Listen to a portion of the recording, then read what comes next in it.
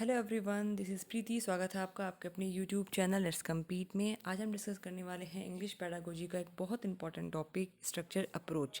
इससे पहले मैं मेथड आपको पढ़ा चुकी हूँ, वो आप प्लेलिस्ट में देख सकते हैं। कम्युनिकेटिव अप्रोच भी हम डिस्कस कर चुके हैं, वो भी आपको प्लेलिस्ट में मिल जाएगी। चलिए आप डिटेल स्टडी करते हैं स्ट्रक्चर अप्रोच की। क्या इसके एम्स हैं, क्या मेरिट्स हैं, क्या डिमेरिट्स हैं, स्ट्रक्चर्स क्या होते हैं, सभी आपको इस वीडियो में पूरी तरीके से कवर करा दिया जाएगा। चलिए देखते हैं स्ट्रक्चर अप्रोच को किन और नामों से जाना जाता है, ये आपको ध्यान रखना है। ओरल अप्रोच इसको कहा जाता है, ओरल लिंग्विस्टिक अप्रोच इसको कहा जाता है। ये आपको ध्यान रखना है, नाम से ही पता चल रहा है ओरल अप्रोच मतलब इसमें जो सबसे ज़्यादा एम्फेसिस डाला जाता है वो बोलने पर डाला जाता है, बच्चे की स्पीकिंग पे डाला जाता है। तो ये आपको ध्यान रखना है, क्वेश्चन पूछ ले जाते हैं कि स्ट्रक्चर अप्रोच सबसे ज़्यादा फोकस किस पे करती है, तो वो स्पीकिंग पे फोकस करती है। अब कुछ पॉइंट्स देख लेते हैं स्ट्रक्चर अप्रोच के कि जब एक टीचर स्ट्रक्चर अप्रोच से पढ़ाता है इंग्लिश को तो किन किन चीज़ों को उसको ध्यान में रखना है। चलिए देखते हैं। Mastery of structure is more important than the learning of vocabulary.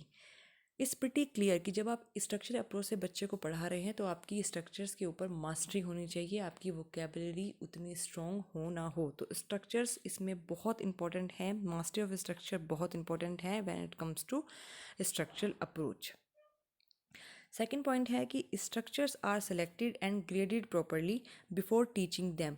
जब भी आप स्ट्रक्चर्स का यूज़ करते हैं स्ट्रक्चर अप्रोच में तो उनका एक प्रॉपर सिलेक्शन होना चाहिए एंड प्रॉपर ग्रेडेशन होना चाहिए। अच्छी तरीके से सेलेक्ट हुए होने चाहिए, अच्छी तरीके से ग्रेडेशन उनका होना चाहिए। ग्रेडेशन क्या होता है? Basically arrangements of words. तो ये बहुत इंपॉर्टेंट है, तभी आप स्ट्रक्चर अप्रोच से पढ़ा पाएंगे। और ये सीटेट में पूछा जाता है। स्पेशल जो करेक्टरिस्टिक है क्या है स्ट्रक्चर अप्रोच का, तो वो होता है selection and gradation of structure. चलिए जब हम स्ट्रक्चर अप्रोच की बात कर रहे हैं तो ऑब्वियस सी बात है, अब हम ये समझते हैं कि स्ट्रक्चर्स क्या होते हैं और क्या क्या उसके करेक्टरिस्टिक्स हैं और किन किन बातों का हमें ध्यान रखना चाहिए जब हम स्ट्रक्चर को फॉर्म करते हैं। बेसिकली स्ट्रक्चर्स होते क्या हैं? डिफरेंट अरेंजमेंट और patterns of words are called structure. मतलब इसमें बेसिकली क्या होता है, आपको डिफरेंट तरीके के वर्ड्स दे दिए जाते हैं, उनको आपको अरेंज करना है और अरेंज करने के बाद वो स्ट्रक्चर्स बन जाते हैं। ठीक है, तो ये आपको ध्यान रखना है। लेकिन एक बच्चे इसमें कंफ्यूज हो जाते हैं कि स्ट्रक्चर्स और सेंटेंस क्या होता है। सेंटेंस में भी हम अरेंज करते हैं वर्ड्स को, स्ट्रक्चर में भी अरेंज करते हैं वर्ड्स को, लेकिन ये दोनों डिफरेंट होते हैं। सेंटेंसेस में हम हमेशा ग्रामेटिकल रूल्स अप्लाई करते हैं, जबकि स्ट्रक्चर्स में ग्रामेटिकल रूल अप्लाई नहीं होते हैं। ये पॉइंट मैंने मेंशन भी करा हुआ है।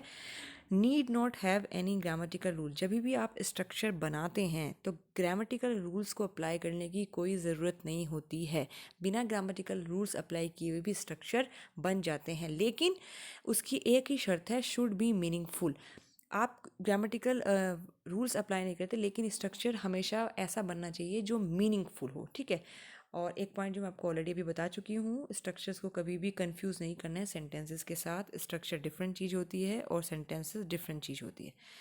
चलिए नेक्स्ट पॉइंट देख लेते हैं। कुछ एग्जांपल्स आप देखिए, तब आपको क्लियर हो जाएगा कि स्ट्रक्चर्स होते क्या हैं।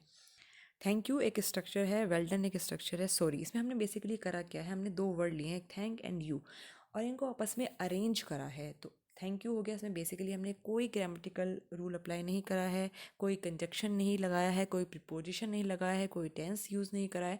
थैंक यू अपने आप में एक मीनिंगफुल स्ट्रक्चर है। वेल डन में भी हमने दो शब्द लिए हैं, वेल एंड डन, एंड इनको भी हमने प्रॉपर्ली अरेंज करके इससे एक मीनिंगफुल शब्द बनाया है, वेल डन। एक नेक्स्ट हम एग्जांपल दे देते हैं आपको। सोल भी अपने आप में एक स्ट्रक्चर है, ये भी अपने आप में एक मीनिंगफुल स्ट्रक्चर बन जाता है। अब मैं आपको कुछ वर्ड्स देना चाहूँगी, उन वर्ड्स को यूज़ करके, उन वर्ड्स को डिफरेंट तरीके से अरेंज करके हम देखते हैं हम किस तरीके के स्ट्रक्चर फॉर्म करते हैं। तो हमारे पास कुछ वर्ड्स हैं, प्रीति, इज़ एंड देयर। ये तीन वर्ड्स हमारे पास हैं। अब तीनों को डिफरेंट तरीके से अरेंज करके हम डिफरेंट डिफरेंट तरीके के मीनिंगफुल स्ट्रक्चर बना सकते हैं, जिनमें ग्रामेटिकल रूल्स अप्लाई हो ना हो उसका फ़र्क आपको नहीं पड़ता, लेकिन वो मीनिंगफुल होनी चाहिए। फर्स्ट स्ट्रक्चर इससे बन सकता है प्रीति इज़ देयर। ओके, नेक्स्ट बन सकता है इज़ प्रीति देयर। थर्ड बन सकता है, डिफरेंट तरीके से अरेंज करें, आप देख रहे हैं, देयर इज़ प्रीति। फोर्थ बन सकता है देयर प्रीति इज़। तो ये चार तरीके के स्ट्रक्चर बन सकते हैं तीन वर्ड्स से, ये आपको ध्यान रखना है। और ये चारों स्ट्रक्चर्स जो है मीनिंगफुल होनी चाहिए, ये हमारी एक कंडीशन होती है जब भी आप स्ट्रक्चर फॉर्म करते हैं। ऐसे ही कुछ भी अरेंज करके आप कुछ नहीं बना सकते, अरेंजमेंट ऐसा हो जो मीनिंगफुल हो। अब हम बात करते हैं principle of selection of structure. जब आप स्ट्रक्चर को सिलेक्ट करते हैं, जिसकी हमने अभी बात करी कि सिलेक्शन एंड ग्रेडेशन बहुत इंपॉर्टेंट होता है, तो किन किन बातों का आपको ध्यान रखना है स्ट्रक्चर को सिलेक्ट करते हुए। सबसे पहला है यूज़फुलनेस। स्ट्रक्चर ऐसा होना चाहिए जो कि यूज़फुल हो। अब यूज़फुल का क्या मतलब है? यूज़फुल का मतलब है ऐसा स्ट्रक्चर जिसमें बच्चा कम्युनिकेट कर पाए और वो फ्यूचरिस्टिक होना चाहिए, मतलब उसको हम आगे फ्यूचर में भी यूज़ कर पाए। जैसे कि थैंक यू वर्ड है, अगर आप इस तरीके से बच्चे को पढ़ा तो ये स्ट्रक्चर आप बच्चे के सामने यूज़ करते हो, ऑब्वियसली बात है वो डे टू डे लाइफ में इसको यूज़ करेगा, आगे भी यूज़ करेगा। तो इस हमेशा जो है स्ट्रक्चर्स का सिलेक्शन ऐसा होना चाहिए कि वो यूज़फुल हो। सेकंड हमारा है सिंप्लिसिटी, मतलब स्ट्रक्चर जो है सिंपल होना चाहिए। अब सिंपल से बेसिकली क्या मतलब है? मतलब स्ट्रक्चर छोटा होना चाहिए, इसका मीनिंग आसान होना चाहिए। जैसे कि आई एम वॉकिंग, मैं चल रहा हूँ, आई एम स्लीपिंग, मैं सो रहा हूँ। तो ये छोटे छोटे स्ट्रक्चर हैं और इनिशियल स्टेजेस पे जब बच्चा होता है तो उसको सिंपल स्ट्रक्चर के द्वारा ही पढ़ाया जाता है। तो कोशिश करनी है कि स्ट्रक्चर जो है हमारे सिंपल रहे। थर्ड हमारा प्रिंसिपल है टीचेबिलिटी। अब बेसिकली टीचेबिलिटी का मतलब क्या होता है? टीचेबिलिटी का मतलब है कि हमको ऐसा स्ट्रक्चर फॉर्म करना है जो कि बच्चे के को एक रियलिस्टिक एनवायरनमेंट से जोड़े और कोई भी स्ट्रक्चर एब्स्ट्रैक्ट ना हो। अब रियलिस्टिक एनवायरनमेंट का मतलब क्या होता है? जैसे मैं एक लाइन बोलूँगी, ये भी एक स्ट्रक्चर बताती हूँ, आई एम वॉकिंग, मैं चल रही हूँ। तो ये स्ट्रक्चर है, इसमें बच्चा देखेगा चलते हुए, वो चलते हुए लोगों को देखता है। तो ये एक रियल लाइफ सिचुएशन से इसने आपको जोड़ा। आई एम स्लीपिंग, मैं सो रही हूँ। तो ये भी एक स्ट्रक्चर है जिसको कि एक रियल लाइफ से जोड़ा जा रहा है, बच्चा सोते हुए लोगों को देखता है। तो इसको कहा जाता है रियलिस्टिक स्ट्रक्चर्स। एब्स्ट्रैक्ट स्ट्रक्चर्स क्या होते हैं? ऐसे स्ट्रक्चर जिनका रियलिस्टिक लाइफ से कोई मतलब नहीं है होता है। जैसे कि अगर मैं बोलूँ ही इज़ ऑनेस्ट, तो आपने बोल दिया वह ईमानदार है, लेकिन बच्चे ने ईमानदारी देखी नहीं है। ईमानदारी एक सिर्फ एक आइडिया है, एक कॉन्सेप्ट है, हाइपोथेटिकल कॉन्सेप्ट है। तो इसको बोलेंगे हम abstract of sorry abstract structure, ठीक है।